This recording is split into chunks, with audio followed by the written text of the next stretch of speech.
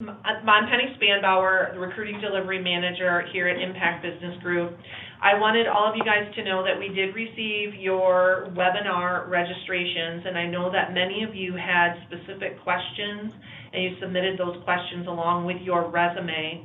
And we will go through each of those and try to contact each of you individually. But I do encourage any of you, if you have questions during the webinar, feel free to ask them either ideally through the chat, and then we'll open up the audio at the end so that you guys can ask your questions. Also, I mentioned if anyone would like to send their resume to me personally, I would be happy to review it and make recommendations, improvements, answer your questions, and I will provide my email address now and then again at the end of the webinar. But my email address is Penny, Penny, at impactbusinessgroup.com. So like I said, I'd be happy to answer any of your personal questions individually on your own personal resume. And I have one of my recruiters, Jamie Drajka. She's here with me. She's going to be assisting in the presentation. And then we also have Mark, our marketing manager, and he will be fielding questions, kind of passing those questions along to us during the process as well. So Jamie, go ahead with the introduction. Okay. So I'm on slide 4 here, talking about just Impact Business Group. We're a professional staffing company based here in Grand Rapids. We also have a location in Tampa, Florida. We service mostly IT, engineering, and finance and accounting. And we have our website. You can go and look for job postings and blogs out there and everything. So what I'm going to be talking about is what employers are looking for in a resume. They are really looking, taking a job description, obviously looking to see how it aligns, how your background aligns to their company and their job. And so they're looking for details as it pertains to the job that they are seeking. So I want to just expand on that just a little bit. I know there's a lot of different suggestions in the industry about a resume, and I feel like having been in this industry for 20 to 25 years, I've seen it go one way, I've seen it go the other way. Sometimes you hear that you should only have a 1-page resume. Sometimes you hear that you should have a 3 to 4-page resume. I just want to say, do not be afraid to have at least a 2-page resume. If you are a more experienced person, 5 years plus or so, don't feel like you have to fit all of your experience onto a 1-page resume. I know that it's very difficult to do that, and especially in today's recruiting world where most of the time your resume is probably going through a search engine filter, and that filter is trying to capture keywords. So that's another thing to make sure that the job, if you are a fit for the job that you are applying for, which we'll kind of get to that a little bit further down the presentation, but make sure that your resume highlights that experience. Don't be afraid to change, update, tweak your resume for the different positions that you are applying to. I just saw a question come in. A gentleman mentioned that his resume is 3 pages. That's fine, perfectly acceptable, as long as you have the experience to back it up. If you're a new college grad, no, probably shouldn't have a 3-page resume. 1-page resume mentioning your college experience, maybe a couple of internships is great. And again, we'll get into all that later, but I just kind of wanted to jump on what Jamie said and make a point there. Absolutely. And going to that next slide, we are talking about how the resume, what it should include, technical skills, functional skills, including team size and the role that you play and the accomplishments that you have had. Make sure that the month and the year of your employment is on there. You definitely don't want the employer to be guessing on the dates of your position. Any promotions or title changes that you have during the term of employment, and any sort of education listed, including the dates and even certificates or anything like that. just making sure that the resume, like I said, that the employer doesn't have to guess on anything. Any gaps on resumes, explain those. And I believe that's in the next slide, but maybe, everybody, things happen. Maybe you have to take off 6 months to take care of a loved one or something. As long as, add that in your resume so that, like I said, that the employers don't have to guess on what was happening during that 6-month period.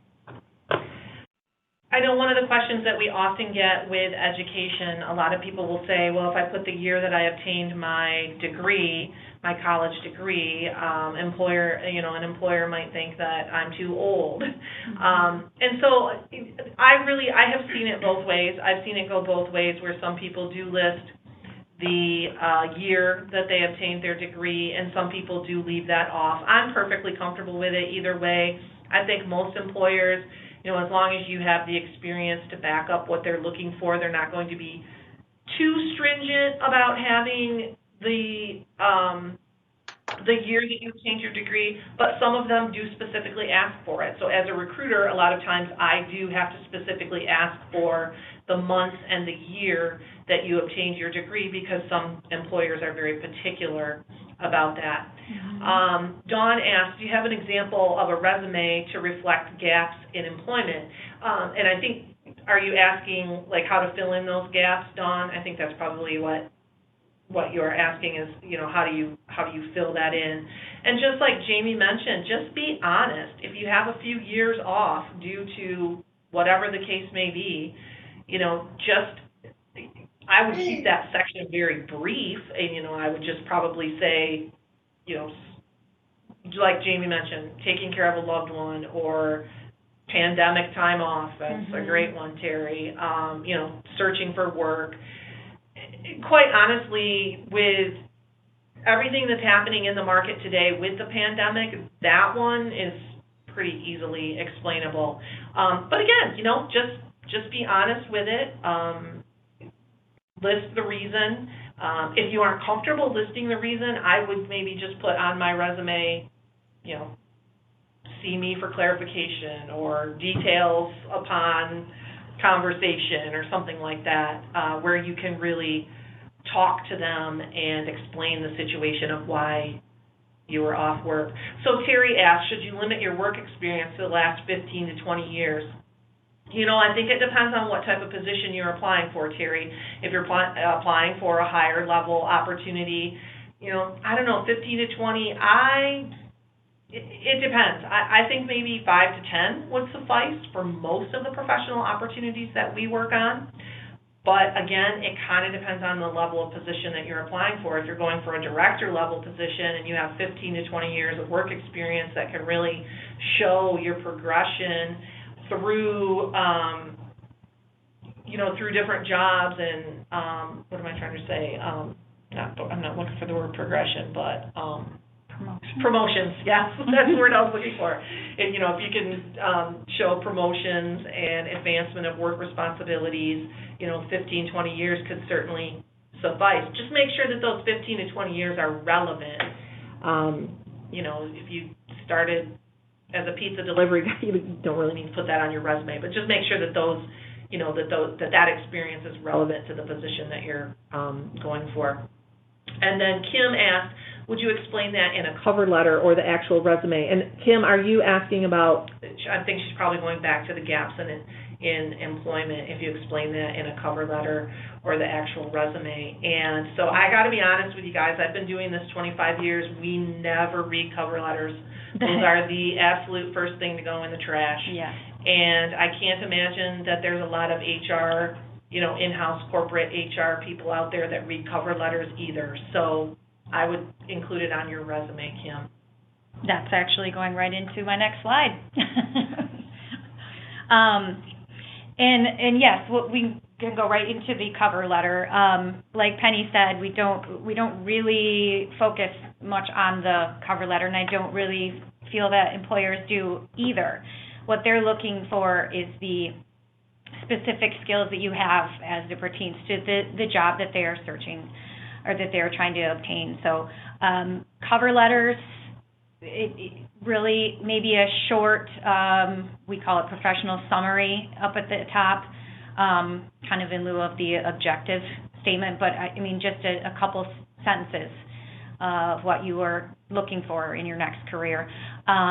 I think, and capitalize on the professional summary, I think the professional summary is even more important than the cover letter. Absolutely. Because the resume is the first thing that the recruiter goes to. Even if myself, I mean, every recruiter that I know in the industry, whether it's in-house, corporate, or staffing, the first thing we go to is your resume. Sometimes I might go back and look at that cover letter, but most of the time those are pretty much ignored. Right. So we're going to the resume and we're pulling up those keywords that we're looking for the job that we're searching for our client. And so including a cover letter, we will skip probably most of the time, as well as including any personal interests or activities. For the most part, these won't be looked at from employers or recruiters aspect of that either. So those don't need to be on resume. Don't really need to be on your resume. Something probably I think that would come out during a conversation, you know, as you get to know the company a little bit better and you meet some people and talk about their culture, and then you can kind of tie those together. But for the most part, I agree that personal interests and activities usually aren't really looked at on a resume. Mm-hmm. Yep. This next one we kind of touched on already, the cover letter. If for some reason the company is asking for a cover letter, you know, a short paragraphs of how you align to the opportunity that you are applying for. And Penny did go over this as well. The resume does not need to be 1 page, does not need to be 2 pages. Now you're looking at a 15, 16-page resume. That's a bit long, but you know you don't want to. 2 to 3 pages, I think. I think standard. would be. Yep. 2 to 3. You don't want to take away from any of the experiences that you have, or the accomplishments that you have. And going back to that professional summary in lieu of a cover letter, that's another thing to keep in mind, you guys, when you're putting together a resume. So maybe you do have just kind of one standard resume, because I know there's a lot of you out there, you're applying for multiple jobs in a day. I mean, it's almost impossible to change your resume every single time you submit it for a job. But have a standard resume, and then you can mix and match your professional summary. You can tailor that professional summary to the job that you are applying for. And just in maybe 2, 3, 4 kind of bullet points, or 4 or 5 short sentences, spell out why, or not why, but how you align to the role. Okay. Yep. Red flags? Red flags, yes. This is a big one for us. Spelling errors. Make sure that your resume does not have any spelling errors or grammatical errors. That means a lot for employers, and you know it. Obviously, you have spell check and everything, but if you need someone to look over your resume, like Penny said, you can certainly send it to us, and we can look over it and help you with that. Another red flag I think I touched on was not putting employment dates, the month and the year, just because you don't want to leave the employer guessing. So you want them to know exactly the month and the year of the dates of your employment. We went over this as well, explaining gaps in your resume. You need to help a family member. Just again, don't leave the employer guessing. Did you want to say something? Oh, I was just saying that last bullet where it said leaving off employment/employers. So the only thing I'll say about that is it is certainly okay to leave an employer off your resume if that position maybe wasn't pertinent to your background. So let's say you had an IT job. Let's say you were off for some time. You became a ship shopper. You don't necessarily have to put that on there, as long as you don't have to expand upon it. You don't have to say who your employer was. Maybe you just want to say, looking for work during this time, or worked part-time while searching for, work in my field, something like that. Dawn asked, what if a position lasted less than 2 months? Was it a contract? If it was a contract, definitely I would put it on the resume, very easily explainable. Yeah, there you go, Dawn. I would keep it on there, especially if it's a contract role. What explained about the gaps. In the past 2 years, I've worked a variety of short-term contracts. Yeah, that's a great explanation, Steve.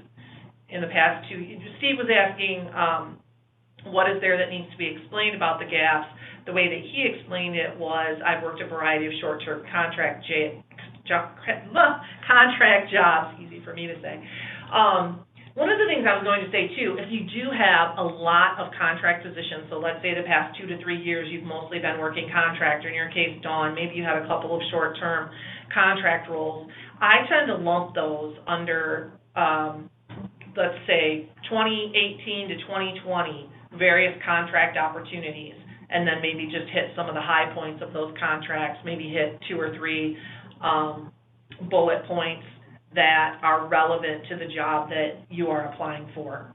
But it's a good way to summarize them, kind of lump them together so that your resume doesn't start to look too long or messy. And then going over the formatting of the resume, this is kind of just a list of chronologically how we see resumes most effective. That is putting your name on the top with a short professional summary, any degrees, certifications, technical training that you have with the dates, and then a skills matrix or the computer skills that you have, listing your experience in chronological order, and then make sure you talk about a brief description of your employer. I think that one's really important in today's world too, because so many opportunities are remote. If we were all sitting here in West Michigan and we were all applying to West Michigan jobs, we are all going to know who Gordon Food Service, Steelcase, Spartan Nash, we are all going to know who those companies are.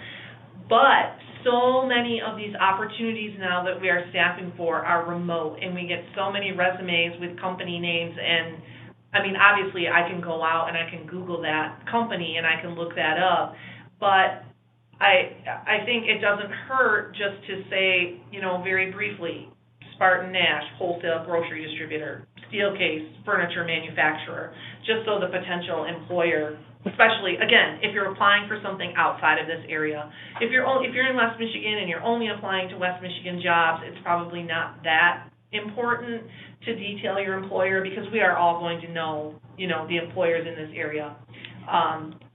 To take that a little further, Penny, I think it's definitely good to do a brief description for the sake of searching capabilities. If a recruiter or a company is doing a search and maybe they are looking for a manufacturing company, if you have a detail referring to that company being some sort of manufacturing company, your resume would pull up too. So yeah, it would hit on that keyword. Yep. Terry asked, what if you are working on a PMP certification? I would definitely list that. Yeah, yep. Definitely list that. Most of the time, the way that we see that is currently in progress, anticipated December of 2020. Something like that. Yep. And then Dave asked, as far as chronological resume, yes, we want to see your most recent employment first, and then work your way back to earlier employment. And then just go into your role title, and then bullet points of, this is listing 5 to 10 specific accomplishments, can't say the word, that you have had at that position. And that is where you'd also want to include technical words if you are, applying for an IT position, or bring out those words that you would think that either recruiters or a company would be searching for. And when you put together those bullet points, try to think of what you did, what tools, technologies you used. So when you're putting together a bullet point, what did I do? What was the project? What did I do? What was my specific responsibility within that project? And what tools, technologies, platforms, etc. did I use? And that's where your keywords come in. What did I do? I was an Oracle DBA. What tools, technologies, platforms did I use?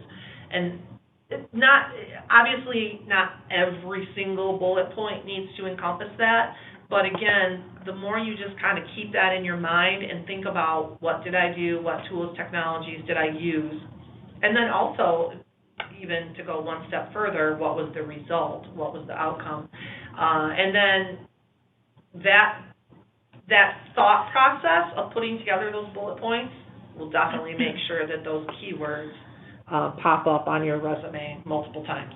Mm-hmm.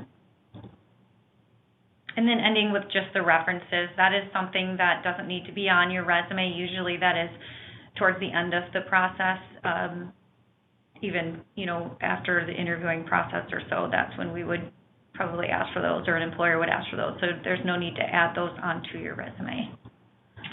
Steve asked, how important are references? Mine have changed jobs and I don't have contact info.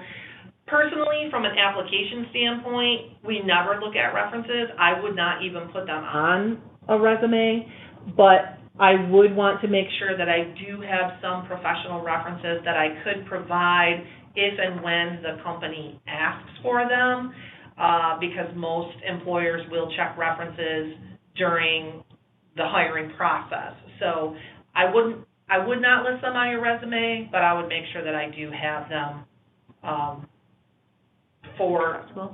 have them once you get a little bit closer to the offer stage. The references available on request. I would say that's a preference. I don't think it's needed on your resume, but I also don't think it hurts. So I think that'd be a profession or a preference there. It can go either way. Right. And then what if we can't get a hold of anyone? Well, I always when I ask for references, I always ask for phone number and email, so that hopefully I can contact that person one way or the other. But if you also maybe list that individual's employer, we could potentially reach them that way as well. If your reference is John Smith, who works at Gordon Food Service or whatever the case may be, then I would just pick up the phone and call into Gordon Food Service and ask for John Smith. So right. There's multiple ways that we can try to reach them, but I try to always ask for both the the phone number and email address. Okay, moving on to common themes. Mm-hmm. I think this was touched on a little bit with Penny, but the appropriate length. We were discussing earlier maybe 2 to 3 pages or so. Let me see, I have 19 years with my current company. Like Penny said, it kind of depends on what type of a position that you are going for. I'd say going back about 10 years is sufficient. Yeah, 5 to 10, I think, is probably the most relevant. Not to say that you couldn't go longer, but 5 to 10, I think, is probably what most employers are looking for. And then chronological order, can you skip the unimportant ones? I go back to not really wanting to skip. If you do skip the ones that maybe not pertain to the position, I would at least list some reason why there was a gap there, just again, so that the employers are not guessing. And then I believe Penny touched on this too. If you have multiple projects as a project manager, I would probably just list project manager on various projects and then bullets of explaining some of those projects that you've had, and the tools you used, and which is similar to our next one, frequent contract stints. We talked about that a little bit already, lumping those together, 10 years as a contractor, various contracts, however you want to say it, and then kind of just highlight some of the major ones. changing fields and industries. Go ahead, Jamie, I'm sorry. No, you're fine. Go ahead. Yeah, so this is an interesting one, reinventing yourself after, several years in the industry, and you want to do some type of job change. I would say one of the most important things that we look for in that aspect is any type of relevant work history, training, certification, anything that you might have done in the past that could be applicable to the new job opportunity that you're going for. So maybe you aren't a fit for a social media manager, but maybe you've held similar responsibilities. And that, to me, that again is where the professional summary comes into play. I'm applying for this social media manager job, and I have 10 years of relevant work experience doing this, and this, which I feel is very transferable and applicable, and this is why I feel that, just kind of explaining that maybe you haven't held that title, but perhaps you've held similar responsibilities to what the employer is looking for, and then maybe you took some coursework or a certification or some type of, online social media class or course or something that would be relevant to that job as well.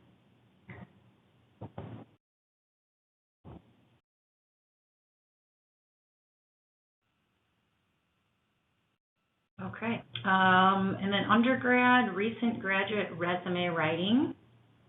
This was the one we were talking about.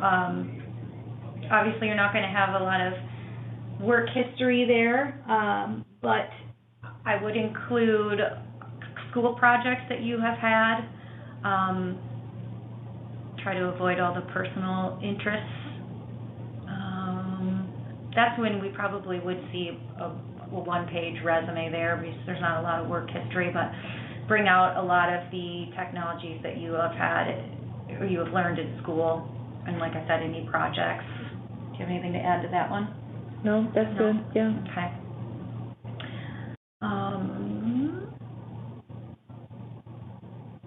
Well, that's trying good. to read it. Yeah, Sorry. most of my 30-year career was working for one company. I left on good terms. I've been employed with 4 other companies since then. How can I demonstrate Longevity and reliability? Well, I think the 30-plus year career would speak for itself. In that aspect, and I know as a recruiter, I would go back to that, and that's something that I would probably address during a phone call, during a conversation. I wouldn't necessarily rule a person out, having been at a company for 30 years, and then, maybe the next 4 weren't exactly a fit or weren't exactly what I was looking for. But again, I wouldn't necessarily rule someone out based on that. Mm-hmm. I think we already talked about job gaps. We talked about cover letter versus professional summary versus do I put it on my resume. Not getting any callbacks. Yeah. Wow. Okay, being a 50-something will resume.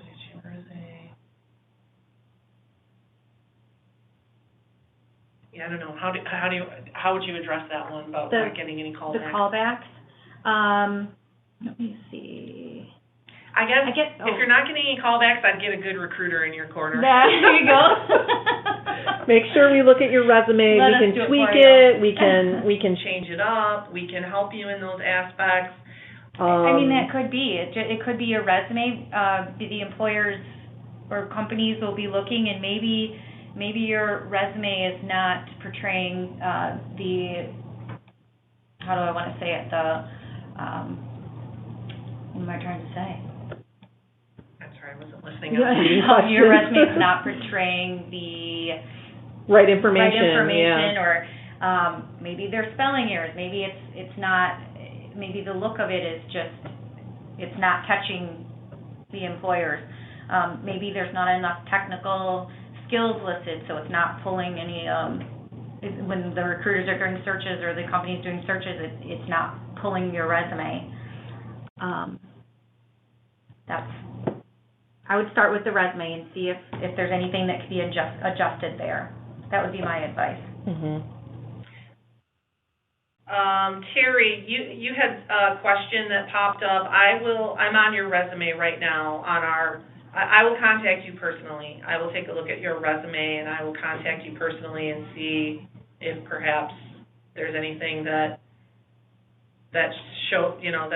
showing to me that we can instantly change that might help. And then Dawn, Dawn, functional versus chronological resume. A recruiter recently suggested that I use a functional resume to hide gaps due to short-term contracts. The only thing I will say about a functional resume, the first thing that it screams to me is that I'm trying to hide something. Exactly. So you can really go both ways, but I prefer just to be, I think it's just better just to be honest. And again, with the short-term contracts, we talked about being able to lump those together, and we can help you with that.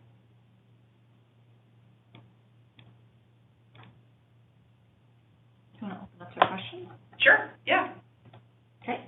Are there any questions? Hold on, do we have everyone? We're going to try to unmute you and see, otherwise you can also ask through chat, but. I think they should be able to. Somebody wants to try to speak up. If you have your phone on mute yourself, you can unmute the phone.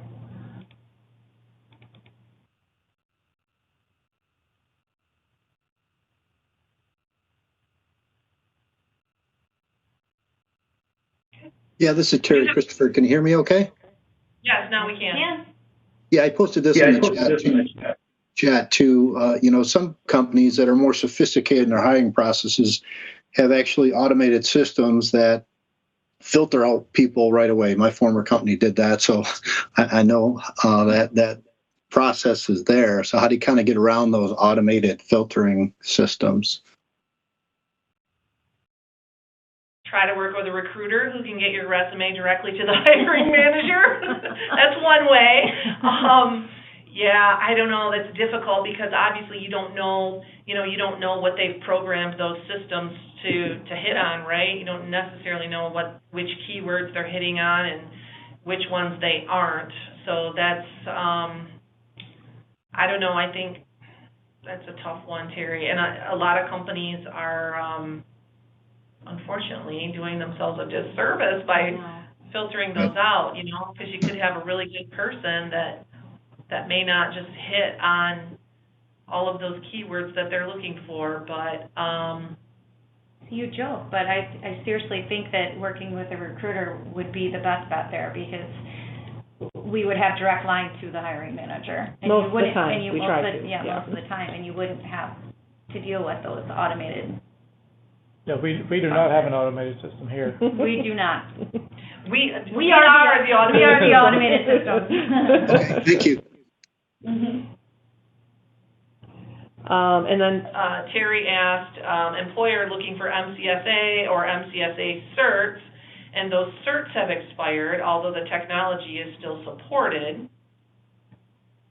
So meaning that, are you saying that those certifications are no longer valid, but the employer is looking for them, but those certifications no longer they don't exist?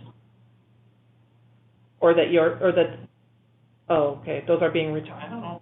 Those are being retired, or? I didn't know that. Oh.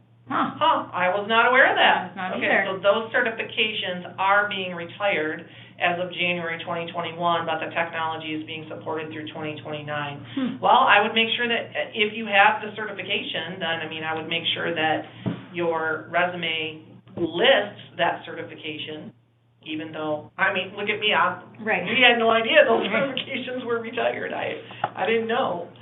But yeah, if you have it, I would still list it, even if it's retired or lapsed or whatever.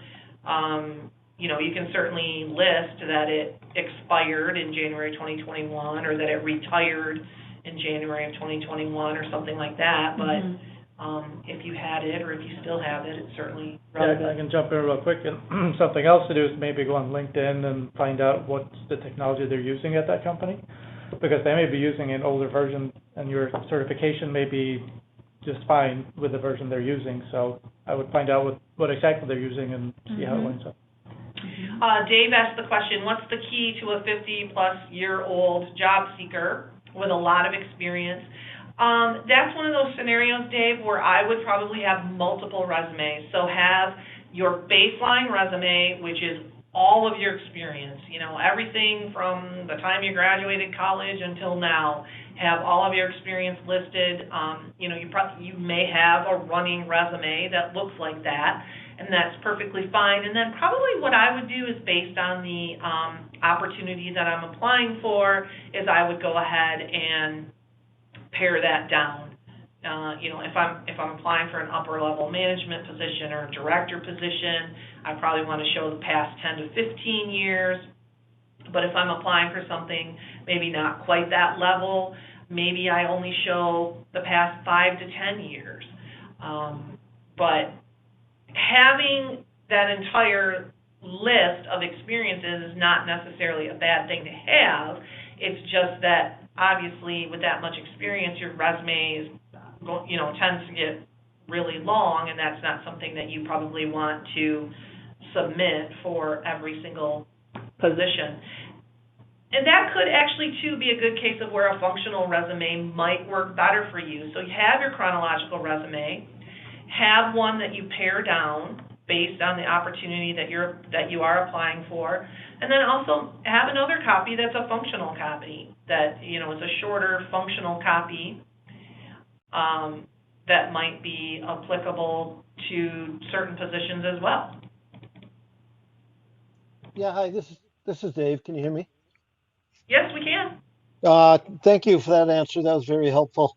And along those lines, not to bring attention to this, what's the best way to approach, like, say if you're in a different place at this point in time. In other words, the kids' college is all paid for, a little bit burnt out, looking for a lower level match, perhaps. Mm-hmm. So what you're saying is you don't. I'm on the back nine. Like maybe you don't necessarily need to work, but you still want to work. Correct. Is what you're saying. So you have a lot of years of experience, but you'd be happy, taking whatever that other position may be, 3 to 5 year type role. So, so in that case, obviously, I would definitely, shorten up my resume, just really show the skills. Again, that could be maybe where a functional resume comes in, where you only show the skills that are applicable to that job that you are applying for, whatever that may be. I mean, maybe you've been an IT project manager or director, but you're perfectly comfortable working in a BA role. So then I would only show those experiences, that were relevant and applicable to a BA role. And again, maybe that is done in more of a functional way rather than a chronological way.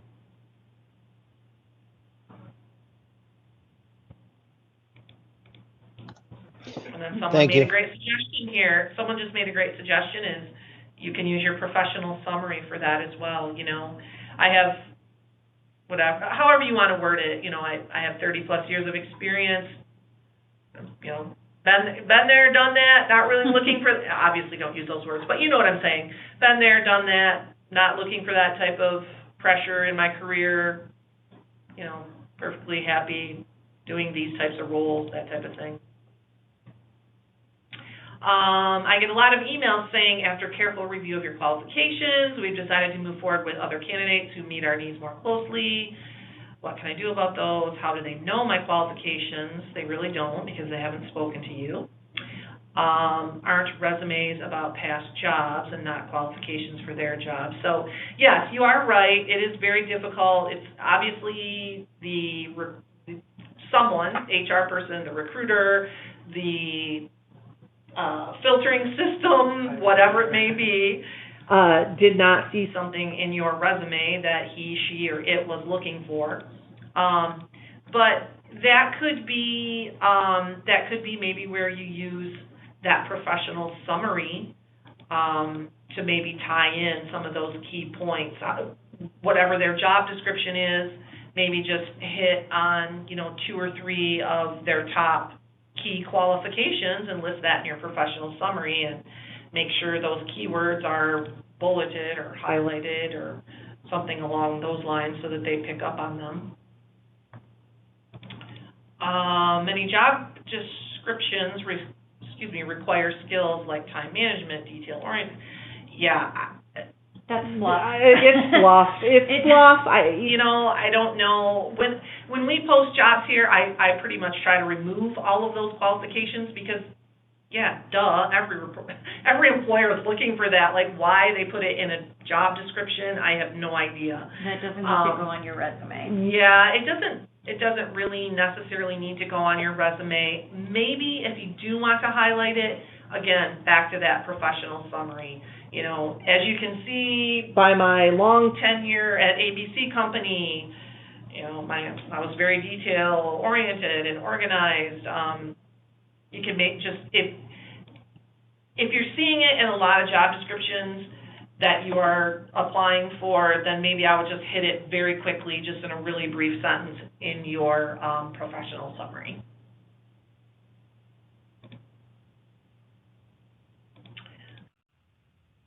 So there are a large number of people that have entered into their last 10 years of work and have a great financial foundation and not in need of a top-paying position but have a passion for working.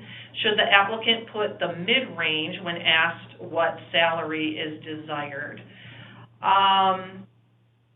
Interesting. So what you're saying, when you are applying online for jobs, they're asking for salary information, or are you talking about maybe putting in an application personally? I mean, I think I would, if the salary range, let's say the salary range that they listed, okay, it's a question. If the salary range that they listed, let's say they list 60 to 80, yeah, I would go midpoint, or maybe a little bit lower. If they list 60 to 80, I might say 65 to 70. Go a little bit below their midpoint, and then kind of up to their midpoint. You're welcome. Any other questions?